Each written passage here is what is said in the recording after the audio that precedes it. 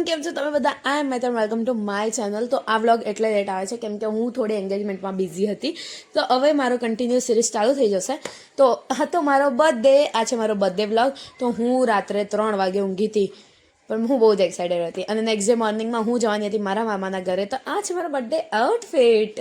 તો કેવો લાગે છે તમે કમેન્ટમાં મને કહેજો, અને હું કેવી લાગુ છું એ બી તમે કમેન્ટમાં કહેજો. ઓકે, તો હું ફટાફટ મસ્ત રેડી થઈને સવારમાં 5:30 વાગે નીકળી ગઈ હતી મારા મામાના ઘરે જવા માટે, કેમ કે હું જવાની હતી મુંબઈ. અને મુંબઈ હું બહુ જ એક્સાઇટેડ હતી કેમ કે હું હવે બહુ ટાઈમ પછી મુંબઈ જવાની હતી. એના લીધે મને બહુ ઘણો ટાઈમ થઈ ગયો હતો મુંબઈ જાય, અને મારા ફ્રેન્ડને મળે હોય એટલે હું ફટાફટ નીકળી ગઈ અને પહોંચી ગઈ વડોદરા સ્ટેશન સવારમાં. અને મને મૂકવા આવ્યો હતો તીર્થ અને હર્ષ.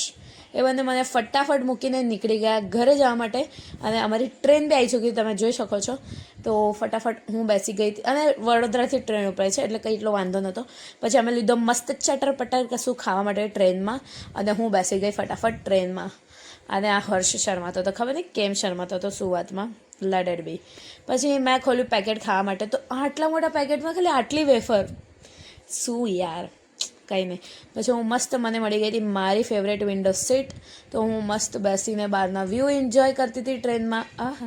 અને મસ્ત ઠંડો ઠંડો પવન ખાતી હતી કેમ કે ગરમી એટલી લાગી રહી હતી મને બહુ જ વધારે. પછી હું મસ્ત બહારના વ્યૂ એન્જોય કરતાં પહોંચી ગઈ મામાના ઘરે. અને મને લેવા આવ્યો તો આપણો ગગો, આ મને ડૂચો ભર્યો હતો ને એ છે. અને આ છે મારો ભાઈ જેમિલ ભાઈઓ. પછી અમે લોકોએ બેસ્યા, થોડી વાતો કરી. જોઈ આ લોકોને મળી મજા આવી જાય.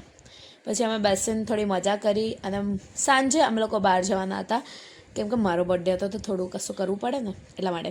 તો અમે ગયા પહેલાં સેન્ડવિચ ખાવા. તો મસ્ત અમે સેન્ડવિચ ખાધી. અને આજે હતી હોળી, તો હોળી બધા સળગાવવાના હતા, તો અમે હોળી સળગાવવા બી ગયા હતા, તમે જોઈ શકો છો. આ પછી અમે ફટાફટ આવી ગયા પાછા દુકાને મામાની, કેમ કે ત્યાં બહુ જ ઘરાઈ હતી એટલા માટે.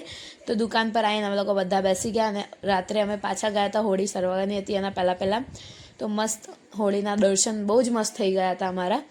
તો હોળીના દર્શન કરીને અમે લોકો નીકળી ગયા ફટાફટ ઘરે જવા માટે, કેમ કે નેક્સ્ટ ડે અમારે નીકળવાનું હતું મુંબઈમાં.